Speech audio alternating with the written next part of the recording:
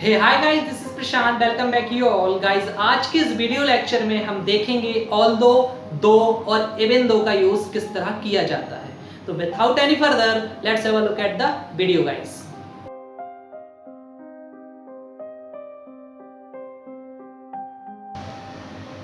कई बार हम सेंटेंस कुछ इस तरह से बोलते हैं, यह टी शर्ट साइज में छोटी है लेकिन मुझे पसंद है। This T shirt is small in size but I like it. कई बार हमारी दो बातें आपस में मेल नहीं खाती, आपस में एक दूसरे के अपोजिट होती हैं।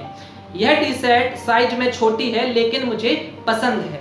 इस तरह के फर्क को इंग्लिश में कॉन्ट्रास्ट कहते हैं। कॉन्ट्रास्ट मतलब एक बात कुछ और कहती है और दूसरी बात कुछ और, यानी दोनों बातें आपस में मेल नहीं खाती हैं। तो इंग्लिश में इसी फर्क, इसी डिफरेंस को बताने के लिए हम कुछ वर्ड्स को यूज करते हैं जिनमें से एक वर्ड है बट। मैं तुमसे प्यार करता हूं पर शादी नहीं कर सकता। I love you but I can't marry you. मैं तुम पर एतबार करता हूं पर तुम नहीं करते। I trust you but you don't. आपकी ऑफर अच्छी है पर मुझे क्रेडिट कार्ड की जरूरत नहीं है। Your offer is good but I don't need a credit card. Exam लंबा था पर कठिन नहीं था। The exam was lengthy but it was not difficult.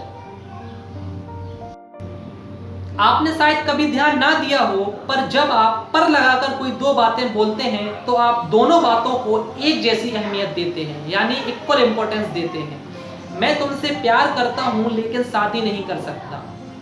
अब अगर यही बात को मैं कुछ इस तरह बोलूं, हालांकि मैं तुमसे प्यार करता हूं पर शादी नहीं कर सकता। इस तरह से बोलने पर हमने देखा कि सेंटेंस के दूसरे पार्ट पर हम ज्यादा जोर देते हैं। हालांकि मैं तुमसे प्यार करता हूं पर शादी नहीं कर सकता। हालांकि देश तरक्की कर रहा है पर करप्शन कम नहीं हुई है। यहां जोर करप्शन वाली बात पर ज्यादा है।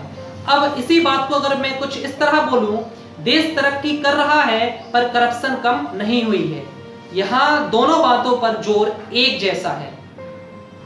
एक्चुअली आपको ये बात कभी अलग से समझने की जरूरत नहीं पड़ी होगी, क्योंकि नेटिव लैंग्वेज में बोलते समय हमारी फीलिंग्स अपने आप ही सही वर्ड्स लेके बाहर निकलती हैं। लेकिन इंग्लिश अभी आप सीख रहे हैं, इसीलिए इस तरह के फर्क को इंग्लिश में कैसे बोला जाता है आपको यह भी सीखना होगा।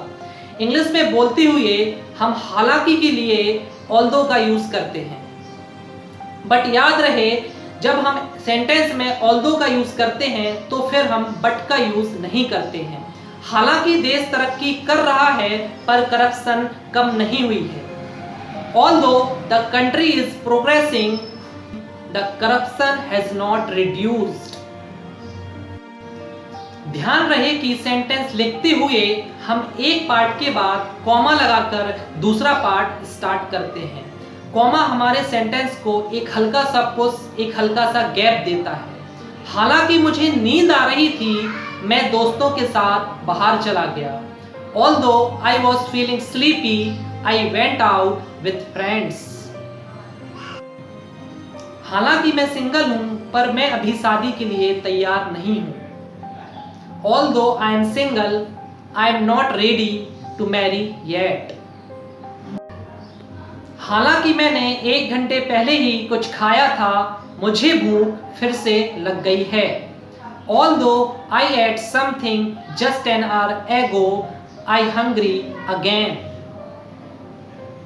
अब मैं आपको एक बात और बताता हूं, जैसा कि हम सबका एक प्रॉपर नेम होता है और एक निकनेम होता है, यानी कि घर का नाम। ठीक वैसे ही ऑल्दो का भी एक निकनेम है जिसे हम कहते हैं दो, यानी ऑल्दो और दो दोनों का मतलब एक जैसा ही है। तो हम ऑल्दो की जगह दो का भी यूज कर सकते हैं। बट याद रहे, ऐसे राइटिंग या कोई रिपोर्ट लिखते हुए हम ऑल्दो का यूज करें तो बेटर रहेगा। लेकिन ऐसा कोई रूल नहीं है, आजकल ऑल्दो से ज्यादा दो का यूज किया जाता है। हालांकि मैं बिजी हूं पर मेरे पास तुम्हारे लिए टाइम है। Though I am busy, I have time for you. हालांकि मैंने दवाई ले ली है पर मुझे अभी बेहतर महसूस नहीं हो रहा है. Though I have taken the medicine, I am not feeling better yet. हालांकि वो बाहर से कठोर दिखाई देता है पर अंदर से बहुत रहमदिल है. Though he looks tough on the outside, he is very kind on the inside. हालांकि मुझे ज़्यादा इंग्लिश नहीं आती, मैं हमेशा इंग्लिश बोलने की कोशिश करता हूँ. I don't know much English, I always try to speak in English. Guys, कई बार हम इन्हीं सेंटेंस को बिना मतलब बदले हुए उल्टा कर भी बोलते हैं. मैं हमेशा इंग्लिश बोलने की कोशिश करता हूँ हालांकि मुझे ज़्यादा इंग्लिश नहीं आती. I always try to speak in English though I don't know much English.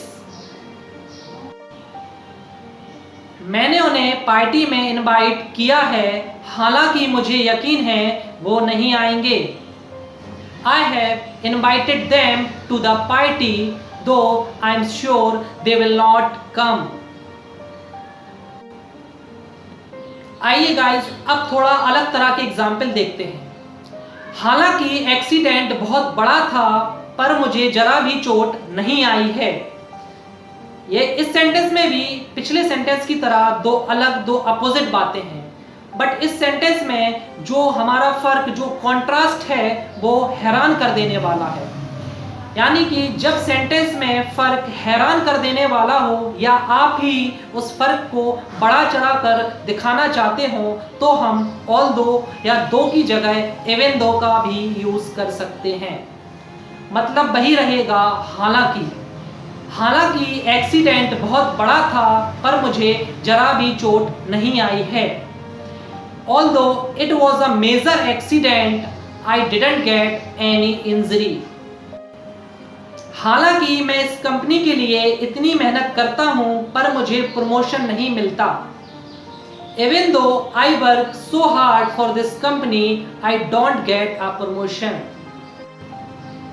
हालांकि मैं बहुत कम खाता हूं पर मैं मोटा होता जा रहा हूं. Even though I eat very little, I am getting fat. So guys, that brings me to the end of this lesson. I hope you enjoyed this lesson. I'll be back with a new lesson. Till then, keep watching, keep learning and stay home, stay safe. And thanks for watching this video guys. Thank you.